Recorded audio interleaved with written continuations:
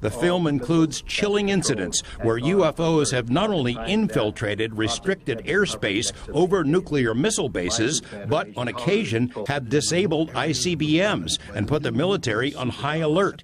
In one dramatic incident from the film, military photographers using telescopic lenses watched a UFO disable a warhead used in a missile test fired from Vandenberg. And flying out over the Pacific, suddenly this domed disc, an object with a dome, came in to frame, circled the warhead, which was flying about 8,000 or 10,000 miles an hour, shot 4 beams of light at it, whereupon the dummy warhead fell into the Pacific Ocean and the UFO left the vicinity.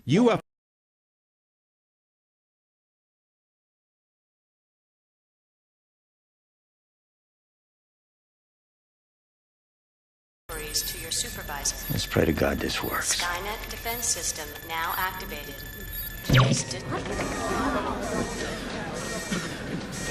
Power failure? No. I don't know what it is.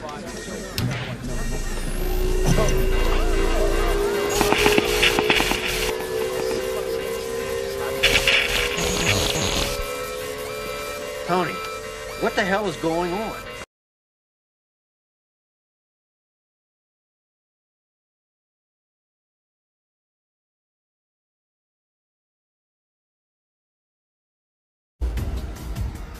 And that even beams of light were coming down from these UFOs and doing something to the nuclear power plants and keeping them from having a much worse meltdown than they did have. Was it simply good fortune that the nuclear accidents at Fukushima and Chernobyl weren't far more deadly? Or is it possible that the UFOs eyewitnesses spotted were responsible for averting these catastrophes when humans were powerless to do so? Ancient astronaut theorists believe these encounters weren't random occurrences, but part of an extraterrestrial agenda that has been in place on Earth for thousands of years. It appears that there is an ongoing plan in place, a hidden hand in history that is manipulating events that we are interacting with an alien civilization, and that we are experiencing the fruits of what they are offering us because our history is being intelligently guided and directed to steer us towards a particular outcome.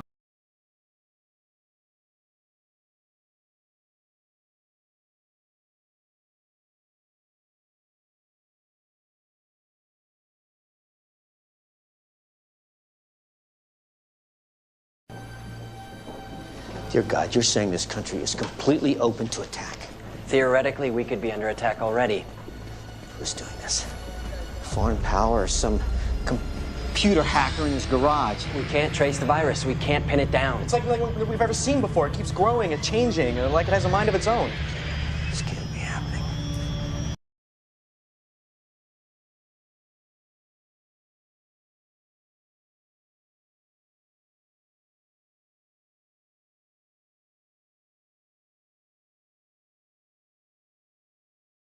We're watching 8 News Now at 11. Officially, the U.S. government ended its study of UFOs in 1969 because it assured the public there is no proof the phenomenon represents a threat to national security. But what if these unknown aircraft showed an interest in our nuclear weapons? A group of more than 150 military veterans, missile officers, security personnel, including many who worked at the Nevada test site, say they've seen mystery intruders over nuclear facilities.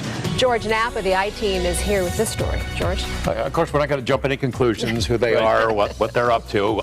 We don't know who is piloting these craft or why they're poking around, but dozens of witnesses and thousands of pages of documents suggest someone is monitoring our nukes. The Department of Energy admits there's a long history of UFO activity over nuclear weapons facilities elsewhere, but 0 cases at the former Nevada test site. Now a new film explores some of the most dramatic episodes that include our backyard. In the darkest days of the Cold War, atomic weapons were routinely exploded above ground at the Nevada test site, the most nuked place on Earth. In 1955, 14 A-bombs were detonated as part of Operation Teapot, witnessed by thousands of military personnel in trenches and thousands more test site employees. But there were other observers as well. It was what we call the flying saucers. They were pretty prevalent at the test site during those years. At least a dozen former test site employees have told similar stories about unknown aircraft showing up hours or days after an atomic blast. Author and investigator Robert Hastings has spent more than 40 years locating and interviewing military veterans, missile officers, and others who worked in various parts of the atomic weapons program. More than 150 of them so far. They've all told the same story. That, in fact, UFOs have routinely monitored our nuclear weapons going back decades, and on occasion apparently have actually interfered with the functionality of those weapons. In addition to the eyewitness accounts, thousands of pages of formerly classified documents have been released to buttress these tales. The I-Team's own FOIA request, filed in 1992, produced a thick stack of documents from the Department of Energy, indicating UFO incidents over every major atomic weapons facility dating to the late 40s, over Los Alamos National Lab, where the bombs were designed, over Hanford, where the plutonium was processed. But DOE has no record of any official sightings over what later became the Nevada test site.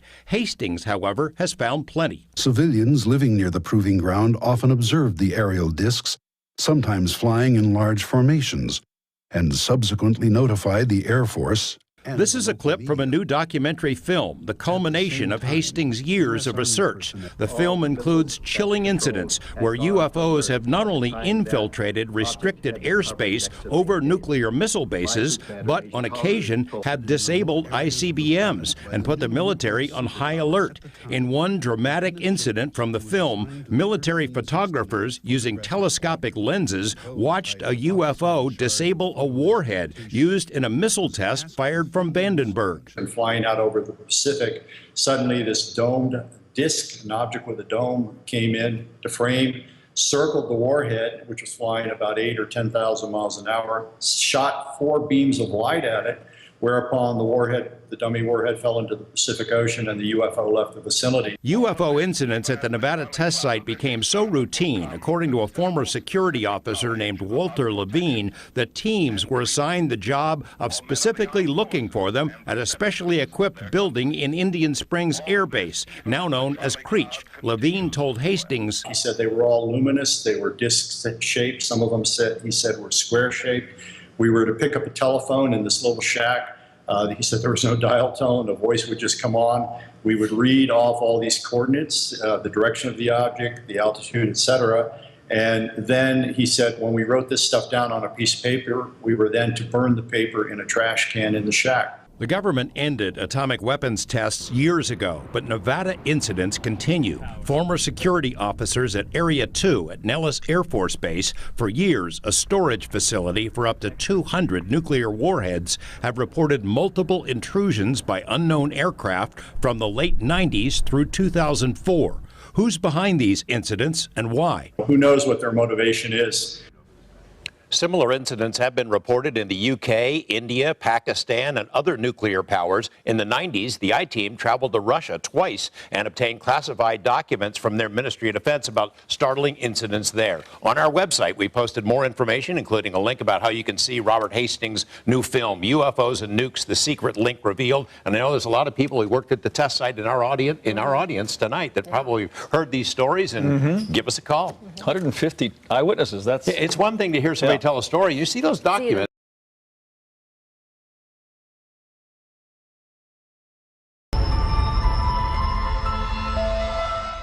It happens in 1967 at Malmstrom Air Force Base in Montana.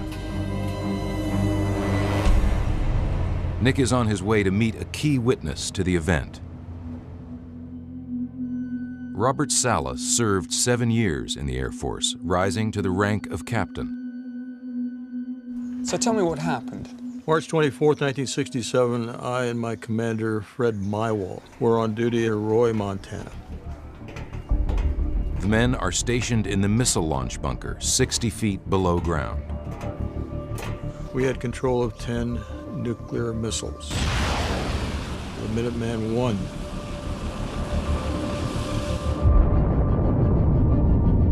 I. Each missile had an 800 kiloton nuclear weapon. If ordered, it's Salas's job to launch the warheads. I was on alert status. In other words, my commander, Fred, was taking a little nap break. Sometime in the early morning hours, I get a call.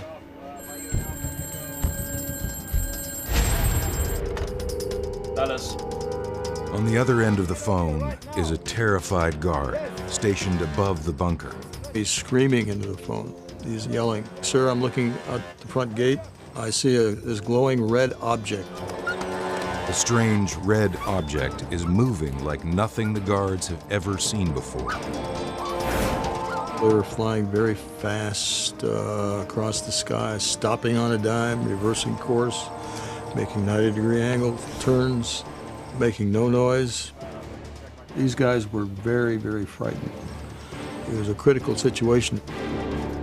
As fear spreads above ground, things are about to get even more terrifying below. I need you to wake up. I've got the weirdest... Salas wakes his commander and tells him the guard's report of a UFO above the base. Suddenly, the unthinkable happens. The lights turned from green to red. In other words, red meaning unlaunchable. Everything went red. All 10 missiles were disabled, every single one of them. So what does that mean? It means if we were given the order and if we had to go through our launch procedures, they couldn't be launched. This was an inexplicable situation. With the missiles down, America's nuclear shield is compromised. What was going through your mind when all this was happening? You know, I'm thinking we're under some sort of an attack. As Salas and his commander desperately try to get their missiles back online, they learn that a week earlier, another missile launch crew at Malmstrom Base reported seeing the same strange lights. And seconds later, their nuclear warheads also go offline. All 10 of their missiles went down while a UFO was overhead. All 10 of our missiles went down. UFO was immediately over our facility. What did you think when you found out that this had happened not once, but twice? These were the most sophisticated weapons we had, and so it was worrying that something very unknown, very unusual, very strange could disable them. Is this a coordinated attack by the same unidentified craft? Give us a reading on each one of them! In both cases, the weapons are out of action for nearly 24 hours. There's no way! So what did shut down the nuclear missiles at Malmstrom Air Base? And why? This was extraterrestrial in nature. I honestly believe that. My name's Robert Hastings. Thank you for coming.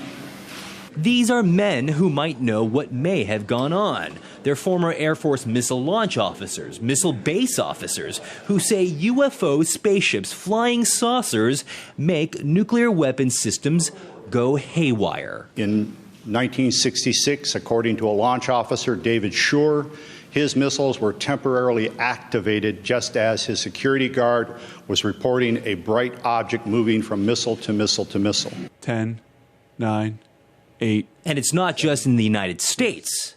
Also, 4, 3, in Russia. 2, 1.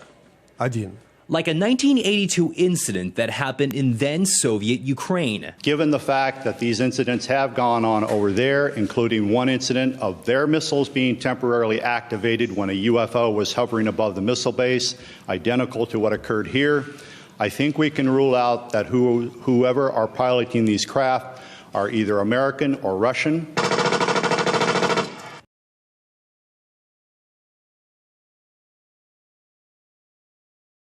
Japan, March 11th, 2011. Emanating 43 miles off the eastern coast of the Oshika Peninsula, one of the largest earthquakes in recorded history, a magnitude 9.0, shakes the earth. The massive movement of two tectonic plates instantly moves the entire Japanese mainland some 8 feet, ripping down buildings, setting fires and killing thousands of people. But the worst is yet to come. The earthquake also triggers enormous tsunamis. Waves as high as 130 feet begin smashing ashore with devastating consequences. One wave in particular struck the Fukushima Daiichi power generating plant and overwhelmed the safety systems, which caused the plant to enter a critical phase and release radioactive material into the atmosphere and into the water. With the nuclear power plant's reactors melting down and radiation seeping into the atmosphere, the authorities evacuate the region. The only people who remain are employees who struggle for days to prevent a larger catastrophe from occurring. But according to eyewitnesses on the scene, these workers were not alone. There were UFO sightings reported in some significant numbers in that area in the weeks and the days leading up to the earthquake and tsunami. And there were a number of UFO sightings reported in the immediate area directly afterward. And this suggests the possibility that extraterrestrials were involved in stabilizing that situation. Because had that Fukushima plant melted down, it would have made a large swath of Asia uninhabitable for a very long time. Could extraterrestrials really have been present at the Fukushima meltdown? And might they have helped to prevent it from being an even more catastrophic disaster? A number of witnesses reported that there were UFOs hovering around the power station, and that even beams of light were coming down from these UFOs and doing something to the nuclear power plants and keeping them from having a much worse meltdown than they did have. Was it simply good fortune that the nuclear accidents at Fukushima and Chernobyl weren't far more deadly? Or is it possible that the UFOs eyewitnesses spotted were responsible for averting these catastrophes when humans were powerless to do so? Ancient astronaut theorists believe these encounters weren't random occurrences, but part of an extraterrestrial agenda that has been in place on Earth for thousands of years.